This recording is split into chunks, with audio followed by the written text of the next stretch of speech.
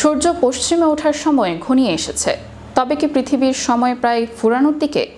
বিজ্ঞানীরা গবেষণা করে জানিয়েছেন পূর্ব নয়, ভবিষ্যতে সূর্য উঠবে পশ্চিম দিকে, আর এটি ইঙ্গিত দিচ্ছে কিয়ামতের। পশ্চিম দিকে সূর্য উঠলে সেটা কি প্রভাব ফেলতে পারে পৃথিবীতে, তা বিস্তারিত দেখুন ডেস্ক রিপোর্টে। সূর্য পশ্চিমে ওঠার সময় ঘনিয়ে এসেছে। তবে কি পৃথিবীর সময় প্রায় ফুরানোর দিকে? বিজ্ঞানীরা গবেষণা করে জানিয়েছেন পূর্ব নয়, ভবিষ্যতে সূর্য উঠবে পশ্চিম দিকে, আর এটি ইঙ্গিত দিচ্ছে কিয়ামতের। পশ্চিম দিকে সূর্য উঠলে সেটা কি প্রভাব ফেলবে পৃথিবীতে? কিয়ামত সুনিশ্চিত, তবে কখন এই কিয়ামত সংঘটিত হবে সে ব্যাপারে মানুষের কোনো জ্ঞান নেই। রাসূল সাল্লাল্লাহু আলাইহি সাল্লামকে প্রশ্ন করা হয়েছিল কিয়ামত কখন হবে।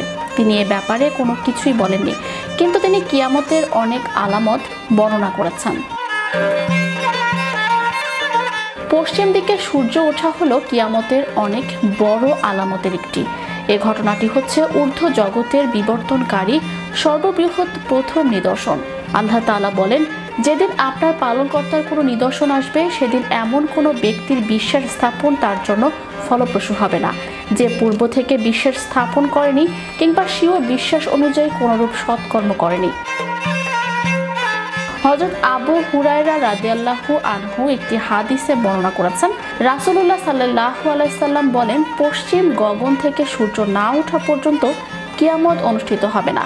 যখন সূর্য পশ্চিম দিক থেকে উদিত হবে তখন সকল মানুষ ঈমান আনবে, কিন্তু সেদিন এমন কোনো ব্যক্তির বিশ্বাস স্থাপন তার জন্য ফলপ্রসূ হবে না,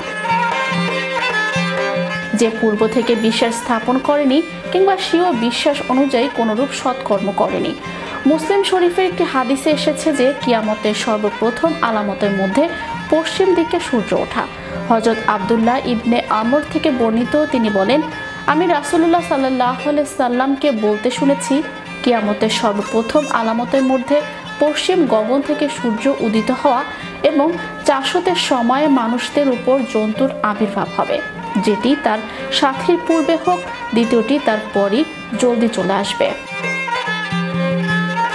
কিয়ামতের আলামত বর্ণনার একমাত্র উদ্দেশ্য হলো মানুষ অন্যায় পথ পরিহার করে ন্যায়ের পথে আসবে, আল্লাহর বিধান পালনে একনিষ্ঠ হবে, কুরআন সুন্নাহ ভিত্তিক সমাজ বিনির্মাণ উদ্যোগী হবে, ঈমান ও আমলের পরিপূর্ণ বাস্তবায়নে ব্রতী হবে।